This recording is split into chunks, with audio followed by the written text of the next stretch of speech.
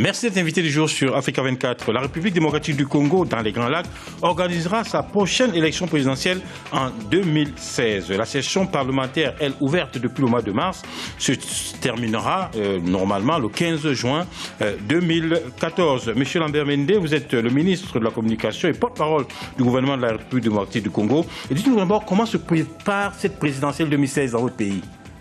Nous avons encore pas mal d'échéances avant la présidentielle de 2016. Nous avons des élections locales l'année prochaine, après quoi nous aurons des élections provinciales pour en finir avec ce que nous appelons les arriérés. Il y a des élections qu'on n'a pas eues depuis 2006 et donc 2016, excusez-moi du peu, nous n'y sommes pas encore. Il n'y a pas encore à l'agenda 2016 parce qu'il y a encore deux grandes étapes. Mais alors, nous pensons que nous avons le temps d'y penser. Les élections locales dont vous parlez, est-ce qu'elles auront lieu? Parce que c'est une des exigences de l'opposition. Je pense que l'opposition n'a pas à exiger, c'est la Constitution qui nous oblige d'avoir des cycles complets d'élections. La démocratie commence par la base, on n'a jamais eu d'élections locales, on tient à en avoir et la Commission a déjà annoncé, il nous donne une idée de mi-2015, nous aurons certainement ces élections locales. Est-ce que ça voudrait dire que le dialogue politique dans votre pays est plutôt bien amorcé, bien enclenché entre l'opposition, la majorité et même la société civile? Oui, ça s'est concrétisé, je pense, avec les concertations nationales que le président de la République a convoquées il y a quelques mois, je pense à la fin de l'année dernière, et qui ont permis, entre autres solutions, d'envisager, par exemple, cette grande réconciliation, c'est-à-dire la loi d'amnistie et la mise en place prochaine d'un gouvernement de cohésion nationale. Tout cela part, justement, de ces concertations auxquelles le président a convié aussi bien l'opposition, la société civile que sa majorité. Une loi d'amnistie qui a été différemment appréciée, notamment concernant le M23.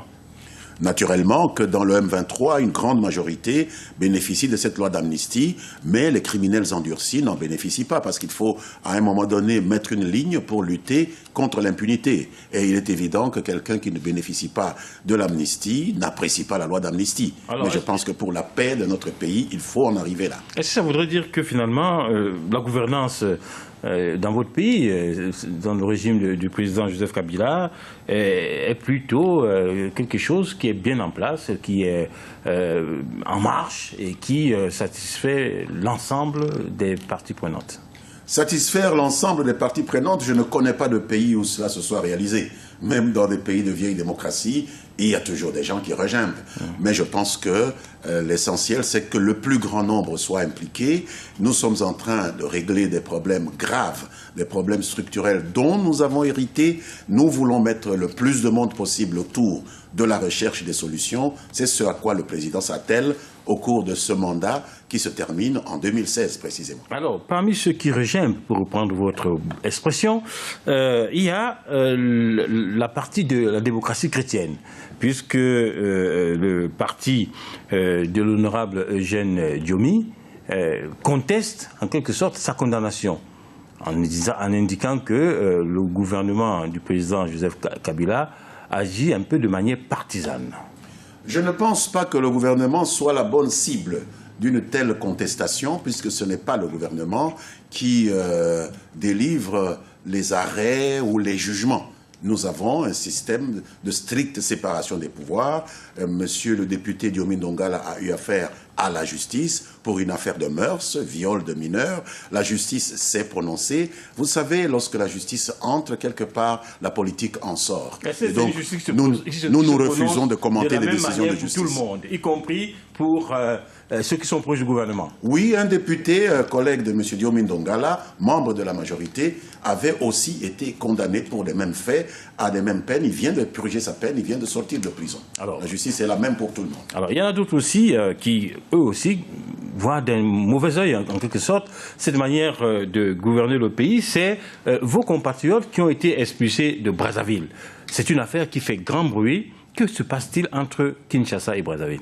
D'abord, nous ne sommes pas responsables des actes du gouvernement du Congo-Brazzaville, qui est un gouvernement étranger, qui jouit de la même souveraineté que nous. Donc, ce n'est pas à nous à justifier ou à condamner les actes du gouvernement de Brazzaville. Nous avons à nous occuper de nos compatriotes qui ont été renvoyés dans des conditions que nous avons condamnées. Nous l'avons fait savoir à nos homologues du Congo-Brazzaville. On ne peut pas expulser des gens sans prévenir leur pays d'origine. On ne nous a pas prévenus. On nous a fait tomber comme ça entre les bras 112 000 de nos compatriotes dans une période de moins d'un mois.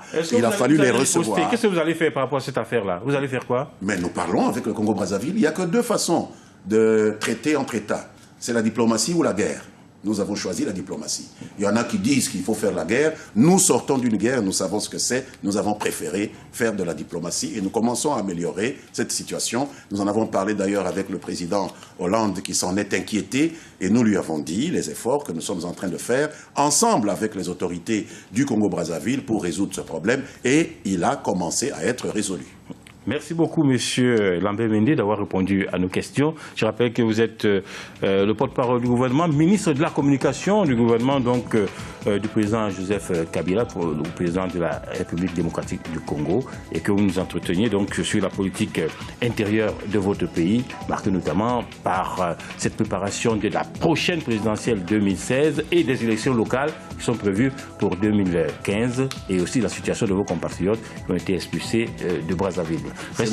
Restez sur notre chaîne, l'information continue sur Africa 24.